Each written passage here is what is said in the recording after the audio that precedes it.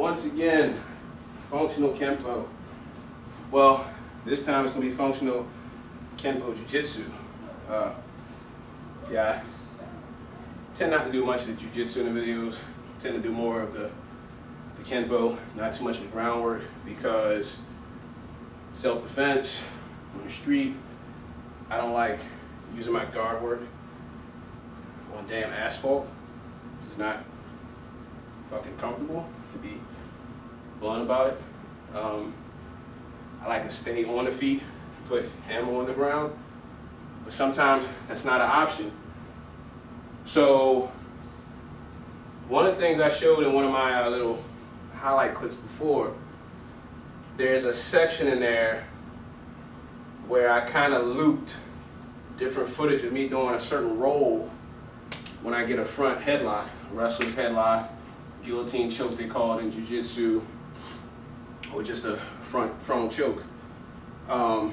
There's a roll I do, you know, when sparring around and stuff, but it's actually very useful for when a guy shoots in and we don't manage to do one of our ram techniques and we don't manage to sprawl properly either.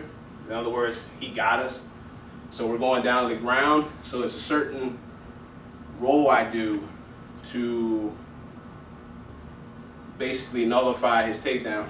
The difference is, if it was in a jiu-jitsu competition, I roll him over, get full mount, and score my points, and try and set up a submission lock, and spend 5 minutes on the ground with the guy, and whatever. Or I lock the guillotine choke on him, as the video showed me do a few times. I roll over, guillotine, modified guillotine. Ooh, got him, chokehold. Problem is, I don't like being tied up with the guy like that for real, because I don't know if this guy's got a box cutter in his back pocket or something like that. So, in theory, if I want to hit the ground, I want to hit the ground and get back up as soon as possible. So we're going to kind of show that roll slowly with an explanation this time, because someone saw the roll and it's a common jiu-jitsu move. It's not something I made up or something like that. It's not even something I modified or something, anything like that. It's just, you know, going back to something I showed in another video where I said every martial artist has their signature moves. It's moves that they've gotten really good at and really comfortable with, and they can kind of, you know, get to these moves whenever they feel like it. And you know, I shouldn't say whenever they feel like it, but on a fairly regular basis, because it's ingrained that much that they just go to it, man. It's a deep well for them, and they just keep going to that well for water. Whenever they're thirsty, they need it. Bam, it's there. So this roll was like my well, man. I'd go to this, you know, for when I screw up on my wrestling and my takedown defense wasn't there. You know, because with the UFC, love it, yes. With the UFC being so damn popular back in the day, you know, guys was watching boxing and thinking they was the next Mike Tyson and was always trying to take my head off. Now when I get in little scuffles here and there, yeah, I'm getting kind of up there in age, but I still get in scuffles every now and again. Now when I get in scuffles every now and then, it's like, now guys try and shoot in and do takedowns. So we're just going to show this relatively quick.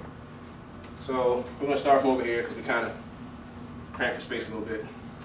So Marcus is shooting in for this takedown. Don't take me down right away. So Marcus is going in for this takedown. I start to sprawl back, but he gets my knees. And he's driving in. Instead of letting him get the lift up and slam me to the ground, I'm going to sit on the ground and ball myself up. When I sit and ball up, I'm letting go of his head now, because I don't want to keep him in the chokehold while I explain this. When I sit and ball up, my right foot is in between his legs. My left foot I put on the outside, because I'm going to block this side off. So when I sit down, I let this hold this elbow, and this, my left foot, blocks his leg. My right foot's going to elevate him. I'm going to pull like I'm doing a guillotine choke, because I want him to raise his butt in the air to take the pressure off the choke. When he does that, I kick him and roll him right over. When he rolls over, I follow him into the mount position, and I release my chokehold. I don't want the chokehold. I'm going to put my fingers in his eyes and put my weight on my hands on his eyes. When he goes to defend that, I push off of his head to pop myself up. And you'll notice where I put my foot at, because I'm a mean son of a bitch.